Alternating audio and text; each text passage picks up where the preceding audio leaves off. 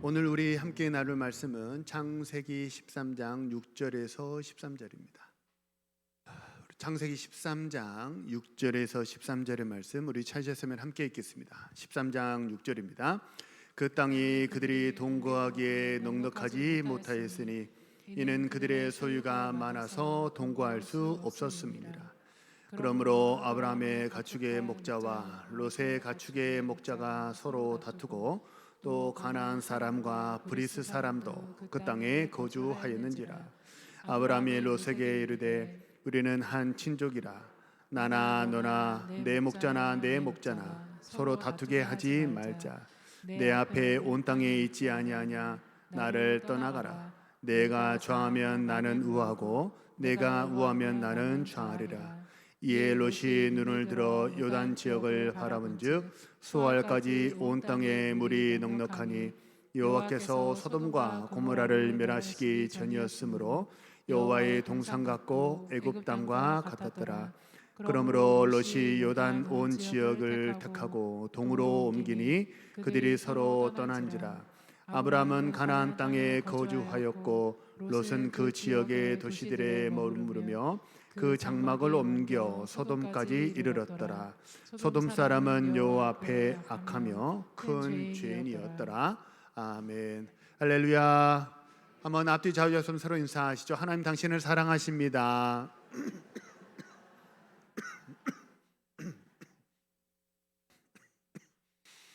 하나님의 은혜가 언제나 우리 성도님들과 함께 하시는 줄로 믿으시길 바랍니다. 우리 한번 고백하겠습니다. 나는 복받은 사람입니다. 우리 가정은 복받은 가정입니다. 우리 교회는 복받은 교회입니다.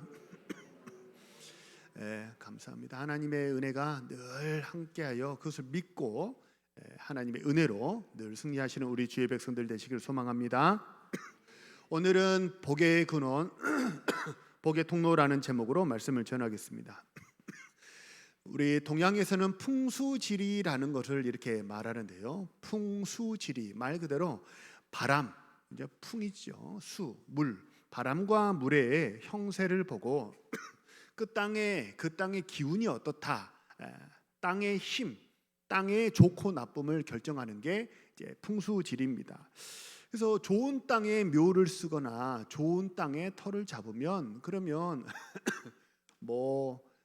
재물이 마를 날이 없고 자녀들이 출세하고 성공하게 된다 이렇게 말하는 게 풍수지리잖아요. 그러니까 풍수지리의 관점에서 보면 어떠냐면 사실 이거는 운명론입니다. 운명론. 우리하고는 좀 다르죠. 그래서 사람이 어느 땅에 집을 짓고 묘를 쓰냐 이미 그렇게 딱 결정이 되어 있다는 거니까 이게 운명론인데요. 성경은 그러면 뭐라고 말하느냐? 땅이 사람에게 복을 주는 게 아니고 하나님이 사람에게 복을 주신다 이렇게 얘기를 해요. 복의 근원이신 하나님과 함께하면 내가 마치 말하자면 복 주머니를 이렇게 옆에 계속 달고 다니는 거니까 비유하자면요. 여기 가도 복이 있고 저기 가도 복이 있고 거기 가도 복이 있게 된다는 거죠. 실제로 생수의 근원이신 하나님 요한복음은 하나님을 생수의 근원으로 말씀하시거든요. 그러니까 생수의 근원이신 하나님과 함께하니까 이스라엘 백성들이 사막에서도 물 먹었어요, 안 먹었어요? 물 먹었어요. 왜요? 사막은 물이 없는 곳이잖아요. 그러니까 땅은 물을 못 줘요. 근데 누가 물을 줬어요? 생수의 근원이신 하나님이 물을 주셨다는 거예요. 또 요한복음은 예수님을 하늘의 양식이라고 이렇게 얘기를 하거든요. 그러니까 양식 주머니를 옆에 이렇게 달고 다니니까 이스라엘 백성들이 농사 지을 수 없는 광야에서 만나 먹었어요, 못 먹었어요? 먹었어요. 왜냐하면 하나님이 우리의 양식의 근원이시기 때문에 그렇다는 거예요. 그래서 하나님과 함께하면 메마른 곳에서도 물을 먹게 되고 농사 지을 수 없는 곳에서도 양식을 먹게 될 줄로 믿으시길 바랍니다. 근데 풍수지리에 따라서 한번 해석을 해보면요, 그 당시에 아브라함 당시에 가장 비옥하고 가장 문명이 발달한 도시를 꼽으라 라고 말하면 어느 도시일까요? 애굽이었습니다. 우리가 잘 알듯이 애굽은 나일강이 범람하면서 이렇게 뭐 측량술 무슨 뭐 이런저런 기술이 많이 발달해 가지고 가장 비옥했던 땅이 애굽 땅이고 가장 문명이 발달했던 도시가 애굽이었어요. 그러면 그 땅은 먹을 것도 많고 문명도 발달하고 좋은 땅이라고 하니까 그러면 아브라함이 애굽에 가면 잘 먹고 잘 살아야 되죠. 실제로 창세기 12장에 보면 아브라함이 가나안 땅에 기근이 들어가지고 애굽으로 내려갔거든요. 근데 거기서 아브라함이 잘 됐느냐? 그러지 못했어요. 분명 풍요의 땅에 갔는데 아브라함은 어떻게 됐냐면 수치를 당하게 됐고 아주 큰 고난을 당하고 결국 다시 가나안 땅으로 올라오게 되더라는 거죠. 기대와 달랐다는 거죠. 만약 우리가 어떤 환경에서 복을 받았다고 한다면 그건 그 환경이 나에게 복을 준 게 아니고 만복의 근원신 하나님이 거기 함께 하셨기 때문에 우리가 잘된 줄로 믿습니다.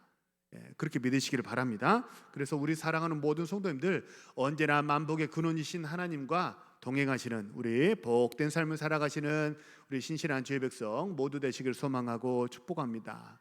오늘 본문이 사실 그런 내용입니다. 7절을 보면요, 아브람과 조카 롯이 어땠냐면 서로 다퉜대요. 왜냐하면 땅은 제한적입니다. 풀을 먹일 수 있는 땅은 제한적인데 아브라함의 양도 많고 조카 롯의 양도 많고 또 하반절에 보면 거기에 누가 있었어요?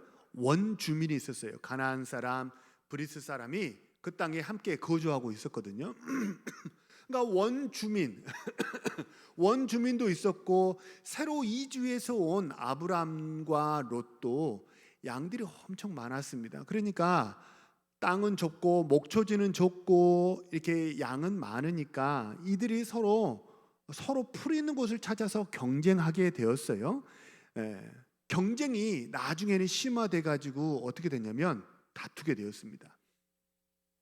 경쟁이 과열돼 가지고 이들이 서로 얼굴 붉히면서 다투게 됐어요. 그래서 야, 이렇게는 우리가 살 수 없으니까 네가 좌하면 내가 우하고 네가 우하면 내가 좌하겠다. 서로 갈라서기로 했습니다. 그래서 조카 롯이 먼저 땅을 선택하게 됐는데 조카 롯은 누가 봐도 에덴 동산처럼 목초지가 아주 많고 물도 많은 그런 땅, 마치 나에게 풍요와 안정을 줄 것만 같은 그런 땅을 이제 선택을 했어요.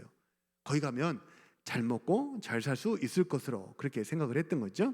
근데 풍요와 안정은커녕 조카 롯은 소알 땅, 소돔과 고모라가 있는 소알 땅에 가가지고 결국 어떻게 되었습니까? 가지고 있던 그 많던 재산 다 잃어버렸죠. 소돔 땅에서 나올 때 어떤 사건이 있었죠? 이거 믿지 않는 세상 사람들도 다 아는 사건이죠. 아내가 뭐가 됐어요? 소금 기둥이 되었죠. 그러니까 가족도 잃고 재산도 잃고 다 잃어버렸어요. 왜 그랬어요? 누가 봐도 에덴 동산 같았어요.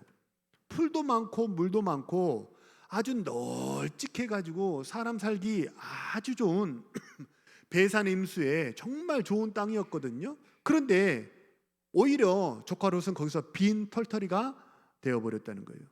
기대와 달랐죠. 왜 기대와 다르게 조카 롯이 빈 털터리가 되었을까요? 중요한 얘기입니다. 조카 롯이 빈 털터리가 된 이유는 보급이 끊겼기 때문에 그래요. 보급이 너무 중요합니다. 군대에서도 보급이 끊기면, 병참이 끊기면 전쟁에서 승리할 수가 없잖아요. 복의 근원이신 하나님과 단절이 됐어요. 하나님이 약속하신 여기 머물러라 하신 그 땅을 벗어났기 때문에 그렇습니다. 근데 하나님이 직접 구약 시대에는 하나님이 직접 복을 주시기도 하지만 하나님은 복을 누구를 통해서 주냐면 예를 들어보죠. 예를 들어 무슨 지마켓이니 쿠팡이니 뭐 이렇게 물건을 주문하면 지금 누가 물건 갖다 줘요? 택배? 아저씨가 갖다 주죠. 결국 배달하는 건 누구예요? 사람이죠. 주문은 인터넷으로 내가 할 수 있어요. 주문은 기계로 할 수 있지만 그 축복은, 그 선물은, 내가 주문한 물건은 누가 갖다 줘요? 사람이 갖다 줘요. 그러니까 복의 근원이신 하나님이 구약 시대는 간간히 현현하셔서 말씀으로 축복해 주시고 실제로 직접 축복을 해 주시기도 하시지만, 하나님이 일하시는 방법은 주로 사람을 통해서, 선지자를 통해서 메시지를 주시고 사람을 통해서 복을 주시는 줄로 믿으시길 바랍니다. 그러니까 하나님은 복의 근원이세요. 복의 근원, 저수지가 있단 말이에요. 그럼 그 저수지의 물을 우리 집까지 연결해 주는 수도관이 있어야 되죠. 우린 그걸 뭐라고 부르냐면 복의, 축복의 통로라고 불러요. 복의 근원이신 하나님이 있었다면 축복의 통로는 누구였을까요? 삼촌이었던 누구예요? 아브라함이에요. 근데 이 조카 롯이 서로 갈라지고 헤어지면서 복의 근원이신 하나님도 버리게 됐고 축복의 통로였던 아브라함도 척을 지고 떠나게 되었어요. 자, 보세요. 복의 근원도 복의 통로도 다 누가 잘랐어요? 스스로. 강제로 다른 사람이 잘라버린 게 아니고 내 스스로가 그걸 견디지 못하고 내 스스로가 다 버렸어요. 복의 근원이신 하나님도 버리고 복의 통로였던 삼촌도 버렸어요. 사람을 버리면 안 돼요. 제가 종종 말씀드리잖아요. 사람하고 이 세상 살면서 사람이 똑같을 수는 없잖아요. 그래서 사람이 다 100% 마음이 똑같을 수는 없지만 그래도 사람하고 다투지 않으시기를 소망하고 축복합니다. 그냥 다름을 인정하고 그냥 그를 축복하시기를 소망하고 기도합니다. 사람하고 싸우면 누구 손해예요? 그 사람 손해예요? 내 손해예요? 내 손해예요. 왜요? 축복의 통로가 단절되기 때문에 그렇다는 거예요. 그래서 스스로 복음로를 다 끊어버린 거예요. 스스로 복음로를 다 끊어버리니까 고립되고 고난받고 고생하고, 삼고예요. 삼고. 고립되고 고난받고 고생하고 스스로 그것을 자처하게 되더라는 거죠. 우리 사랑하는 모든 동원의 성도님들, 이 땅에서 다 어떤 험한 일이 있더라도 복의 근원이신 하나님, 또 축복의 통로인 믿음의 성도들과 언제나 함께 하시기를 소망하고 축복합니다. 그러면 우리가 축복의 사람과 함께하면 어떻게 돼요? 덩달아서 복받게 될 줄로 믿으시기 바랍니다. 예, 축복의 통로와 함께 돼요. 그래서 이게 영적으로 분별해야 돼요. 뭘 분별해야 되냐면 나에게 복을 주는 사람, 그 언약의 사람, 믿음의 사람, 축복의 사람, 이 사람 버리면 안 돼요. 항상 함께 하시길 바랍니다. 그래서 정말 하나님이 주시는 은혜와 축복을 항상 누리면서 웃는 인생 살아가시는 우리 사랑하는 주의 백성들 모두 되시길 소망합니다. 2007년에 그 당시에 인터넷을 떠들썩하게 했던, 세간을 떠들썩하게 했던 아주 아름다운 이야기 하나를 좀 소개해 드리려고 해요. 경북 칠곡에서 있었던 이야기입니다. 혹시 기억하시는 분 계시나요? 2007년이니까 한 20년쯤 전이네요. 컴퓨터 가게에 전화가 왔습니다. 아이 엄마가 전화를 했는데요. 초등학교 6학년인 우리 딸에게 컴퓨터를 좀 하나 사주고 싶은데 새 거 살 돈은 없고 중고 컴퓨터 혹시 있냐고 전화를 하더랍니다.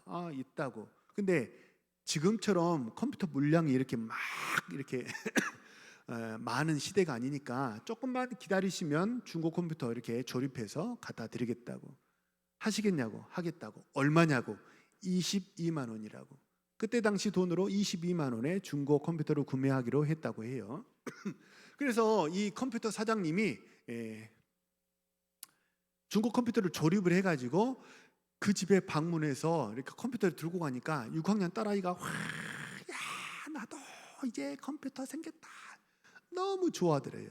컴퓨터를 다 설치해주고 돌아가려는데 그 6학년 여자애가 보수 정류장에 서 있더래요. 그래서 컴퓨터 아저씨가 너 어디 가는 길이냐고 그랬더니 학원 가는 길이라고. 내가 어차피 나가는 길이니까 너 태워주겠다고, 차 타라고. 그래서 학원까지 데려다 주는데 얼마 가지 않아서 이 여자아이가 내가 너무 화장실이 급하다고 도저히 못 참겠다고 화장실을 좀 가겠다고 그렇게 했더래요. 그래서 이 아저씨가 패스트푸드점에 이 아이를 내려주고 기다리는데 아무리 기다려도 이 여자아이가 오지를 않는 거예요.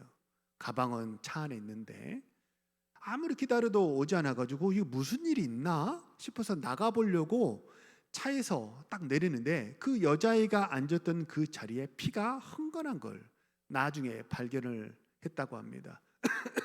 6학년 여자아이니까 처음으로 월경을 하게 된 거죠. 이 여자아이가 그 사건이 이제 일어나고 화장실에서 이게 온 바지가 치마가 다 옷에 피에 젖어가지고 수습이 안 되니까 화장실에서 나오지를 못하고 있었던 거죠.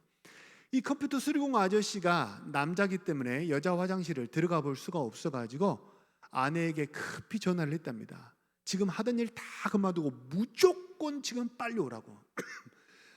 빨리 오는데 6학년 여자아이가 입을 만한 속옷하고 겉옷, 바지 이렇게 사가지고 그리고 생리대 이런 걸 사가지고 그래가지고 지금 어디 있으니까 빨리 오라고. 근데 오는데 시간이 걸리잖아요. 1시간이 훨씬 더 걸렸대요. 그러니까 아이가 화장실에 들어간 시간 그리고 이 컴퓨터 수리공 아저씨의 부인이 오는 시간을 합치니까 이제 수시간을 그 아이는 화장실에서 쭈그리고 있었던 거죠. 그래서 이 컴퓨터 수리공의 부인이 화장실에 가가지고 아이 이름도 모르니까 화장실 문을 이렇게 두드리면서 너 거기 있냐고. 마침 딱 한 칸만 문이 잠겨 있었더래요. 너 거기 있냐고. 나 컴퓨터 배달했던 아저씨 부인이라고.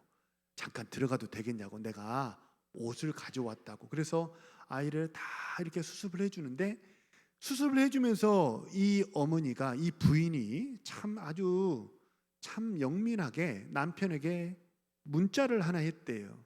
얼른 옆에 꽃집에 가가지고 꽃을 한 다발 사오라고. 이 아이가 처음으로 여자가 된 그런 날이기 때문에 이 날을 이 아이에게 이렇게 험악한 추억으로 놔둘 수 없으니 꽃을 좀 사오라고 남편에게 시켰대요. 그래서 부인은 옷을 사와서 뒤처리를 해주고 남편은 꽃을 한 다발 사와가지고 이 아이에게 전달해주고 그리고 돌아가는 길에 이 부인이 참 지혜로워요. 중국 컴퓨터 얼마에 팔았냐고. 22만 원에 팔았다고. 근데 그러지 말고 이 집에 오늘 축하를 좀 해야 되니까 돈이 좀 필요할 거라고. 그래서 계산이 잘못됐다고. 12만 원인데 22만 원으로 계산이 잘못됐다고 가서 10만 원 주고 오자고. 그래서 돌아가가지고 다시 10만 원 전달해 주면서 아주 좋은 일이니까 가족들이 아주 좋은 시간 보내시라고 그러고 왔다고 합니다. 아름답죠. 만약 이 아저씨가 없었더라면 이 여학생에게 그 사건은 정말 평생 잊지 못할 끔찍한 아주 지저분하고 너무 수치스러운 그런 사건이 되었을 거예요. 근데 좋은 사람과 함께 하니까 어떻게 됐어요? 이게 평생 잊지 못할 수치스러운 사건이 아니라 평생 잊지 못할 어떤 사건이 됐어요? 감동적인 그런 사건이 되었다는 거예요. 사랑하는 성도님들, 돈이 복이 아니에요. 돈이 복이 아니고요, 집이 복이 아니고 사람이 복인 줄로 믿으시길 바랍니다.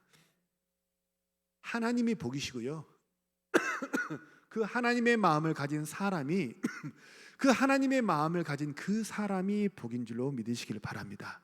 우리 동훈교회가 또 우리 동훈교회 모든 성도님들이 이렇게 세상에 복을 전하는 하나님의 마음을 가진 그런 복의 통로로 귀하게 쓰임받는 우리 교회 우리 모든 성도님들 되시기를 간절히 소망하고 기도합니다. 오늘 본문 10절을 보면요, 조카 롯이 눈을 들어 이렇게 바라봤어요. 요단들을 바라보니까 이 땅은 물도 많고 풀도 많고 에덴 동산처럼 너무나 살기 좋은 땅처럼 보였다, 이렇게 얘기를 해요. 근데 한번 생각해 보세요. 사람 눈은요 되게 비슷합니다. 내가 맛없는 음식은 정말 0.1%의 사람 아니고서는 내가 맛없는 음식은 상대방도 맛이 없고요, 내가 보기 흉한 장면은 그 사람도 보기 흉하죠. 대부분 사람 눈은 복이 비슷하거든요. 그러니까 그러니까 마치 이 어떠냐면 조카 롯이 눈을 들어서 바라보기에 에덴 동산처럼 좋아 보였던 그 땅은 조카 롯이 보기에 좋아 보였다면 삼촌 아브라함이 봤을 때 좋아 보였을까요? 나쁘게 보였을까요? 좋아 보였겠죠. 그러니까 사람들은 다 비슷해요. 조카 롯이 보기에 에덴처럼 보였다면 삼촌이 보기에도 그 땅이 에덴처럼 보였을 거란 말이죠. 근데 아브라함은 그 노른자위 같은 땅을 고르지 않았어요. 정말 복을 줄 것 같고 나에게 평안을 줄 것 같고 안정을 줄 것 같고 되게 내 인생을 단단하게 붙잡아주는 방어막이 될 것만 같은 그 땅을 고르지 않았어요. 왜 고르지 않았어요? 누가 봐도 좋은 땅처럼 보이는데 왜 그 땅을 고르지 않았어요? 하나님을 떠나면 어떻게 돼요? 축복의 물줄기가 끊어져 버린다는 것을 아브라함은 알았기 때문입니다. 어떻게 알았어요? 오늘 본문이 창세기 13장인데요. 앞서 말씀드린 대로 창세기 12장에서 아브라함은 이미 애굽에 한번 갔다 와봤기 때문에 그래요. 애굽이 정말 잘 살 것 같은 그런 땅이었거든요.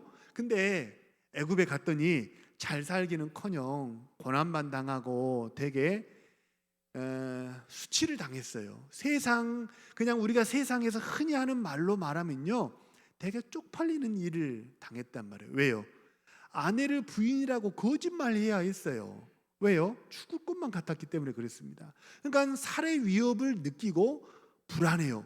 아내를 아내라 말하지 못하고, 근데 우리가 서로 부부지만 부부라고 말할 수 없는 그런 세상이 애굽의 세상이었어요.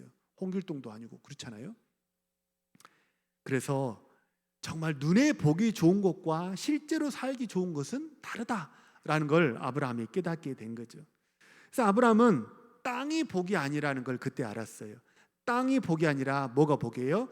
하나님이 복이고, 하나님의 복을 나에게 흘려주는 그 축복의 통로, 그 축복의 통로가 가장 안전하고 가장 복된 길이라는 것을 아브라함은 그때 깨달은 거죠.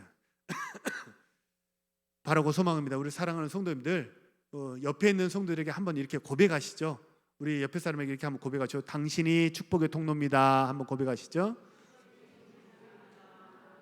한 번만 더 고백하세요. 내가 잘하겠습니다. 방금 잘한다고 약속한 거예요. 잘한다고 약속했으니까 잘한다는 거는 우린 되게 어떻게 상투적으로 이해하냐면 밥도 사고 커피도 산다는 거예요. 우리 동욱교회가 우리 서로 이렇게 서로 복을 나눠주는 아름다운 교회 되기를 간절히 소망합니다. 성경의 위인들도 그렇고요, 세상의 위인전기를 읽어봐도 그렇습니다. 세상의 위인전기도 읽어봐도 성경의 위인들을 읽어봐도 공통점이 하나 있는데 그게 뭐냐면요, 그들의 일대기를 읽어보면 되게 나는 정말 좋은 환경에서 태어나고 걱정할 거 하나도 없는 그런 세상을 살았기 때문에 위대한 발명가가 되었고 이런 훌륭한 경영가가 되었고 그렇게 믿음 좋은 사람이 되었다. 그런 사람 있어요, 없어요? 그런 사람 없어요. 성경의 위인들도 그렇고 세상의 전기를 읽어봐도 그렇고 한결같이 다 그들은 환경이 좋았기 때문에 내가 성공했다 이렇게 말하는 사람은 한 사람도 없어요. 대개 다 성공한 사람들, 훌륭한 사람들은 다 뭐라 그러면 열악한 환경을 내가 이겨냈기 때문에 오늘의 내가 될 수 있었다 이렇게 얘기를 해요. 그들은 대부분 다 뭐라고 말하냐면 가정 환경이 좋지 못했습니다. 편부모가 되게 많았고요, 경제적으로 풍요롭지 못한 가정이 엄청 많았습니다. 그리고 어때요? 교육적으로 잘 교육을 받았나요? 그러지 못했어요. 가정적으로, 경제적으로, 환경적으로 그들은 굉장히 열악한 환경에서 살았거든요. 근데 그들이 성공한 이유가 뭐예요? 환경이 좋아서가 아니라 그 열악한 환경을 이겨냈기 때문에 그렇다는 거예요. 예를 들어보죠. 성경에 있는 인물 요셉을 한번 보면요, 요셉은 엄마가 4명입니다. 자그마치 엄마가 4명이에요. 그러니까 이게 엄마인 듯, 그중에는 엄마인 듯, 작은 엄마인 듯, 큰 엄마인 듯 그런 사람도 있었고요, 엄마인 듯 하녀 같은 그런 분도 2분이나 있었어요. 비라와 실바죠. 어쨌든 엄마가 4명이나 있었고요, 이복 형제가 10명이나 있었습니다. 그들이 나를 얼마나 미워하든지 나를 잡아 죽이려고 했어요. 살해 위협이 실제로 있었고요, 나를 노예로 팔았어요. 그리고 그 노예로 팔려갔는데 나는 아무것도 안 했는데 성폭행 미수범으로 정치범들이 수용되는 감옥에 갇혔습니다. 그리고 거기서 나를 도와주겠다는 사람에게 배신을 당했어요. 환경으로 치자면 요셉은요, 최악의 환경이에요. 태어날 때부터 이 가정이 엉망진창이에요. 막 엄마가 4명이고 이복 형제가 10명이니까 최악의 환경이었지만 성경은 요셉을 일컬어서 뭐라고 말하냐면 형통한 사람이라고 말을 해요. 이유가 뭐예요? 환경이 좋아서가 아니에요. 복의 근원이신 하나님과 함께하고 또 복의 통로인 사람과 함께했기 때문이라는 거죠. 다윗도 마찬가지입니다. 구약의 창세기를 주도하는 인물을 꼽으라면 한 사람은 요셉이고 한 사람은 다윗을 요셉을 말할 수 있고 또 역사서를 주도하는 인물은 다윗을 꼽을 수 있을 텐데요. 다윗은 그의 집에서 사람 대접을 못 받았어요. 지금이야 자식들을 이렇게 귀하다고 그러지 우리 아버지 세대는 막 7남매, 9남매 막 그래가지고 자녀들이 하도 많아가지고 막 작은 엄마한테 키우라고 주기도 하고 막 이렇게 보내기도 하고 옛날에 막 그랬잖아요. 저희 집에도 이제 큰아버지, 저희는 5남매였는데 큰아버지가 단명하시면서 큰아버지 아들이 저희 집에서 같이 살았거든요. 그래서 이제 저에게는 사촌 형이죠. 그 형님하고는 굉장히 좀 막역해요. 왜냐하면 우리 집에서 같이 살았기 때문에 그래요. 그래서 옛날에 이렇게 가족이 많았기 때문에 막내는 되게 좀 처진거리였고 이렇게 살뜰하게 보살피질 않았어요. 아마 다윗도 집에서 그랬던 것 같아요. 형들이 왕으로 손을 볼 때 사무엘이 와가지고 왕으로 손을 봤는데 그때 형들 대신에 이 다윗은 어떠냐면 그냥 빈자리를 채워서 양을 치는 그런 일을 해야만 했습니다. 자리에 초대받지 못했어요. 형들이 전쟁터에 나갈 때는 아버지 도시락 심부름이라는 그런 일을 했고요. 어떻게 하다가 왕궁에 취직해서 들어간 다음에는 미치광이 왕이 나를 죽이려고 했어요. 그리고 그 미치광이 왕 때문에 20대의 젊은 나를 완전히 송두리째 다 날려야만 했습니다. 환경으로 치자면요, 최악의 환경이죠. 누가 나를 계속 죽이려고 창 들고 쫓아다닌다고 생각 한번 해보세요. 정말 보통 일 아니잖아요. 근데 다윗은 구김살이 없었어요. 다윗은 형통했어요. 왜요? 복의 근원이신 하나님과 함께했기 때문에 그렇습니다. 우리 사랑하는 성도님들, 이제 오늘은 이제 가정의 달 5월의 마지막 주일인데요. 가정 시리즈의 마지막 시리즈인데요. 우리가 붙잡아야 될 거는 구원의 하나님이요. 하나가 있다면 구원의 하나님이요. 또 하나가 있다면 믿음의 사람, 축복의 통로를 꼭 붙잡으시는 우리 사랑하는 주의 백성들 되시길 소망합니다. 그래서 사람 잘 붙잡아야 돼요. 하나님 붙잡고 사람 붙잡아야 돼요. 그 사람을 붙잡을 때도 썩은 동아줄을 붙잡지 말고 정말 믿음의 사람, 언약의 사람과 함께 하시기를 바랍니다. 그래서 더불어서 축복의 물줄기를 타고 은혜와 축복 가운데 하나님께 영광 돌리는 복된 인생 살아가시는 우리 사랑하는 주의 백성들 모두 되시기를 소망합니다. 말씀을 정리합니다. 우리 맹모 삼천지교라는 말을 흔히 아시죠? 맹자 어머니가 이제 3번 이사하면서 자식들 이렇게 공부할 수 있는 환경 찾아서 떠났다. 이게 맹모 삼천지교인데요. 이 말은 사실은 겉으로 보면 어떠냐면 환경이 되게 중요하다. 그런 말로들 우신이 알고 계시지 않아요? 그죠? 근데 한번 제가 여쭤볼게 한번 생각해 보세요. 맹자가 그럼 그렇게 우리가 알만한 그런 위대한 사람으로 대성하게 된 게 엄마가 이사 3번 해가지고 좋은 환경 줬기 때문에 맹자가 대성할 수 있었을까요? 저는 그렇게 생각하지 않아요.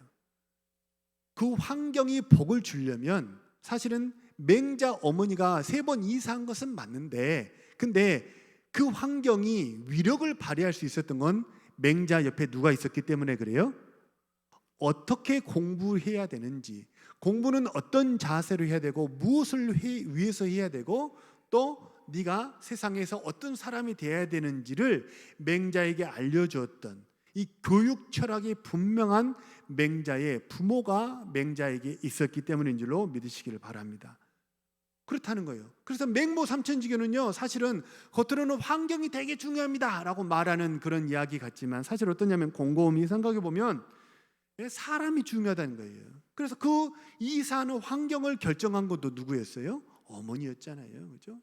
그래서 공부하는 자녀는 교육 철학이 있는 부모가 옆에 있어야 돼요. 그래서 부모의 중요성, 이 가정의 중요성을 정말 강조하는 게 맹모 삼천지교라는 것입니다. 우리 사랑하는 모든 동원의 성도님들, 오늘이 이제 가정의 달 5월의 마지막 주인데요. 우리 동원의 모든 가정이 하나님을 경외하는 가정 되기를 간절히 소망합니다. 그리고 하나님을 위로는 하나님을 경외하시고 옆으로는 이웃들과 사랑의 교제를 나누고 서로 사랑하고 섬기고 붙들어주는 우리 사랑하는 우리 신앙의 공동체를 잘 이루어가는 주의 백성들 모두 되시기를 소망합니다. 아멘입니까? 세상에 험한 일이 너무 많아요. 세상에 험한 일이 너무 많아요. 제가 지난 주간에도 이렇게 어떤 얘기를 들었는데요. 참 고난당하는 가정이 너무 많아요. 그게 내가 실수해서 고난당하기도 하지만 예를 들면 영적인 공격 같은 거는 불가항력적으로 막 이렇게 치고 들어와 버리니까 귀신 들리고 막 그런 일들이 있거든요. 그런 얘기를 듣고 실제로 이렇게 21세기 교회에서 지금도 귀신을 쫓아내는 그런 일들을 하고 있더라고요. 고난당하는 사람 너무 많아요. 그래서 우리 하나님이 우리 동교회 성도들을 이 동교회로 한 교회로 묶어주신 것은 우리가 서로 잘 될 때는 축하하고 어려울 때 서로 붙들어주는 신앙의 공동체를 이루기 위함인 줄로 믿습니다.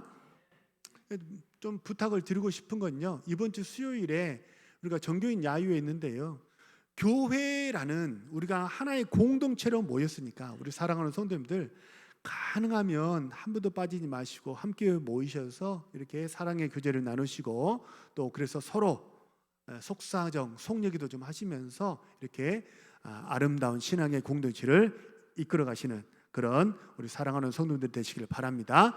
우리 가정의 달 5월의 마지막 주일인데요, 가정을 든든하게 세우고 교회를 든든하게 세우시는 우리 사랑하는 주의 백성들 모두 되시기를 소망하고 축복합니다. 우리 주신 말씀을 놓고 한번 합심해서 통성으로 기도합니다.